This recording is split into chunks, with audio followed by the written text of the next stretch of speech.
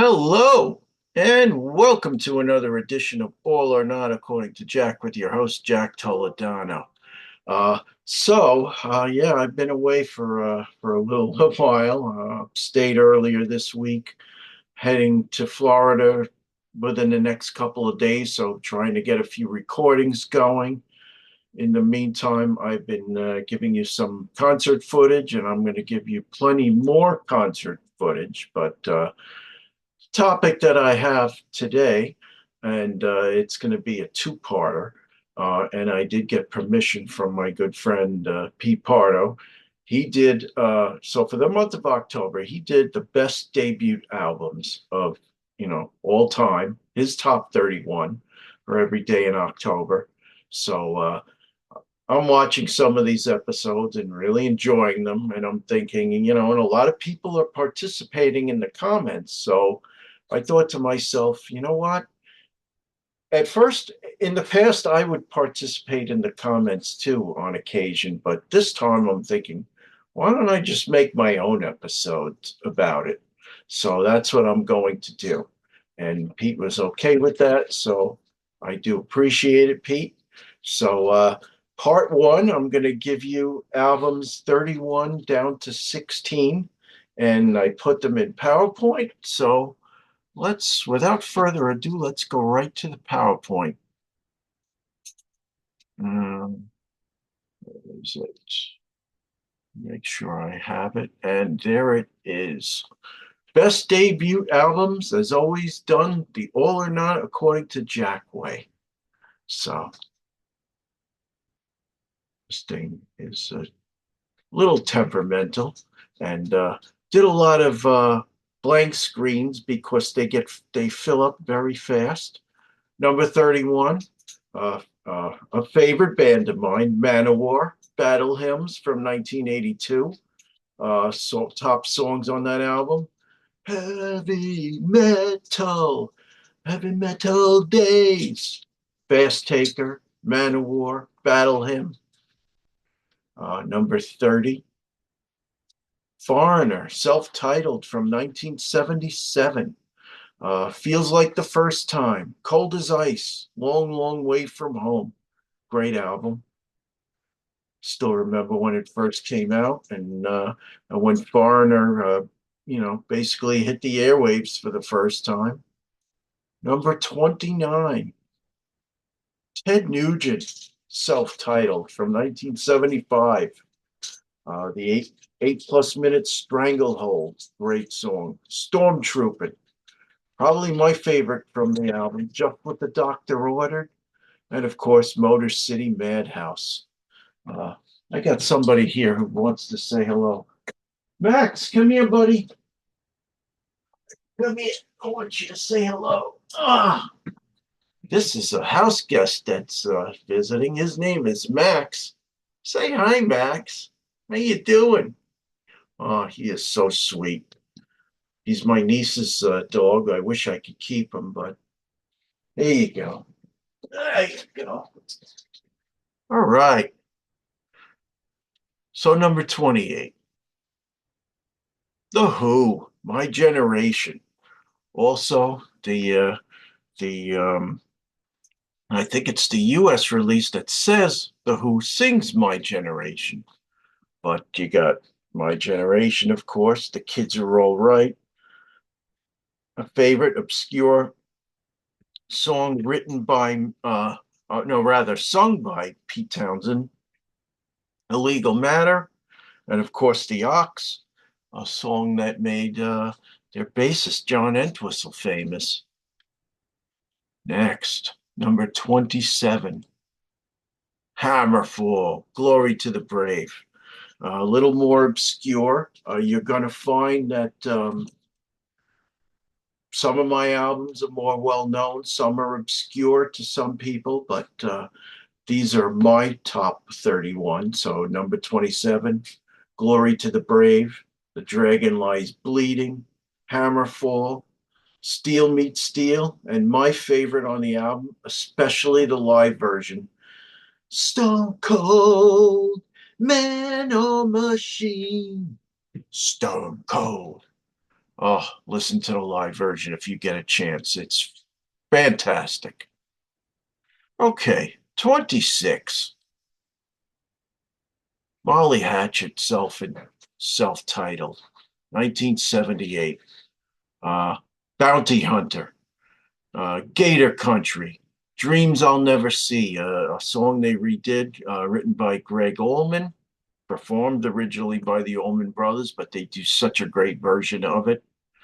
Uh, and there's a gator in the bushes, and I'll be heading down to Gator Country in the next day or two. So I will have this album on play on my way down. Okay, 25. And I had it spinning that way because of the spinning cap. Um, okay, so Rock and Roll Judas Priest. Um, I didn't think it was a great album until I heard the remaster. It's fantastic. One for the Road, Cheater, Never Satisfied, a tune written by KK and Alan Atkins, and of course Run of the Mill, which is more early Priest prog metal, if you will. But the remaster to me sounds more like it was remastered by remixed and remastered by Tom Allom, so it's more in line with the later Priest releases. Good stuff. 24. Metal Church, Beyond the Black, Metal Church itself, Gods of Wrath, Hitman from 1984. Another great freaking debut album, metal debut album. 23. This is something that most of you don't know. I only know it because I was writing for Pete for a while on Sea of Tranquility, and this was one of the CDs he sent me, and I fell in love with it immediately. I gave it 4.5 out of 5, but now I could probably give it 5 out of 5. It's that damn good. Steel Lord on Wheels, Change Your Lifeline, and A Kingdom to Share, both with amazing freaking bass lines that would put Steve Harris of Iron Maiden to shame. Living Under Ice, Defying the Rules, the title track of the album. Uh, you look at this cover and it seems a little cheesy, but you know what? On first spin, I knew these guys meant business. Good job. From Brazil, by the way. I don't think they've ever played in the States. They've only played either in their homeland and maybe Japan. But I'd love for them to come to the States. I'd definitely be the first online for tickets. Okay. 22. Steely Dan. Can't buy a thrill. Do it again. Dirty Work. Midnight Cruiser. Are you reeling in the years? Stowing away the time. Can't Buy a Thrill from 1972. Number 21, Uriah Heep. Very heavy, very humble from 1970. Uh, Great tune, one of my favorites, Gypsy. Gotta love it. Lucy Blues, Dream Mare, Real Turned On. Uh, Excellent beginning for Uriah Heep, and they would only get better. But you know, you want to see where they started in their very humble beginnings, check it out. Number 20, Iron Maiden, self-titled from 1980. Uh, as I may have mentioned, a friend of mine, I had never heard of Iron Maiden before. He was walking around high school with the shoebox tape recorder playing songs from this album, Prowler in particular. And I'm like, wow, that's pretty good. Play that again. You played a bunch of these songs, they were great. And then, you know what? The rest is history. I really fell in love with him, sadly, when Paul Diano left. Oops, went the wrong way. By the way, rest in peace to Mr. Paul Diano. Um, they when Bruce came along, 1982, Number of the Beast, I fell in love, and they are one of my top bands. So good job, Iron Maiden, and we'll miss you, Paul. 19, Montrose. Um, First band that Sammy Hagar is in. Rock the Nation, Bad Motor Scooter, Space Station Number 5. You're rock candy, baby, hard and sweet and sticky.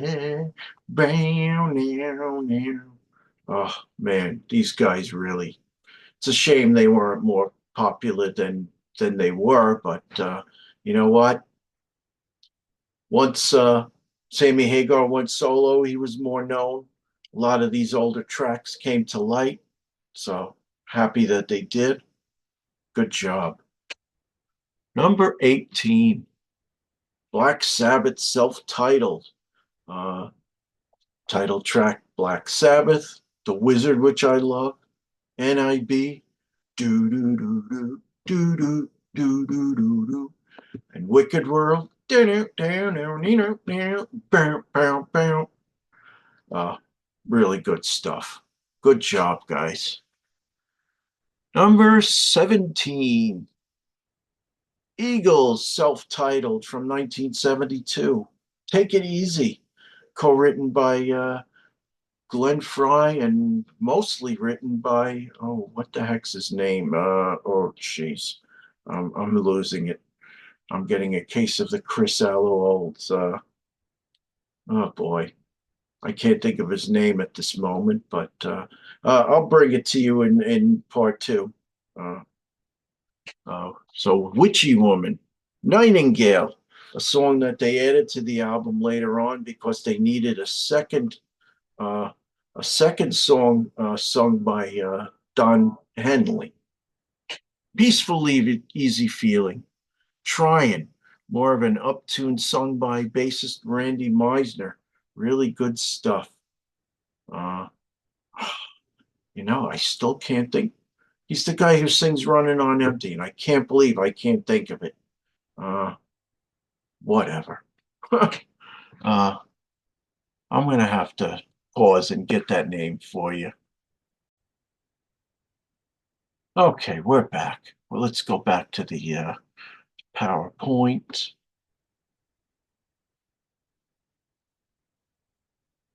Uh, yep, there we go. So after all that, Jackson Brown, that's the name that escaped me that I couldn't think of. I apologize for that, folks. He wrote most of Take It Easy. Um, Glenn helped him with the second verse. They both put it on their albums. But for the Eagles, it became a big hit song.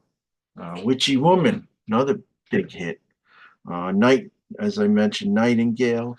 Uh, it was a cover song, but they wanted a second Don Henley song, Peaceful, Easy Feeling. And I'm trying. Okay, so number 16, and this is where we're going to end off for the first part of this. Rush.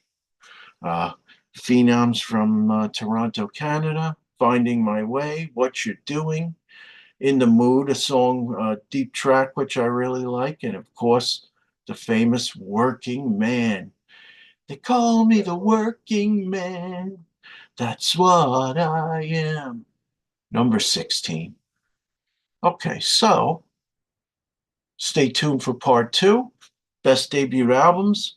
Probably for part two, I am definitely going to wait until after Pete has done finished all of his top albums for top debut albums in the month of October. So probably the day after Election Day, or maybe no, the day after Halloween or All Saints Day, or even Election Day, a day I'm not looking forward to.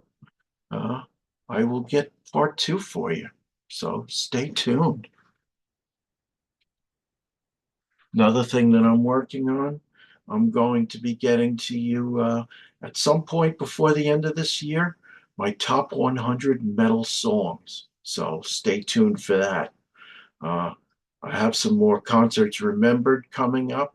A few different spins on it. Uh, I'm actually going to do an episode called Concert Regrets. Bands that I've wanted to see but didn't get to see. So stay tuned for that. I'm working on my top three metal for the year 2019. So hopefully that should be coming soon. Working on a project with Davey Cretin for his Cretin Classics. Hopefully that, you see me over on that channel. I on my what's it, my metal, uh, John Clauser's show. I can't, My Music Corner, that's it. I'm actually going to do an episode with those two gents where we talk about a certain Accept album as he goes through the entire catalog. So stay tuned for that. Should be a lot of fun. I'm Jack Toledano.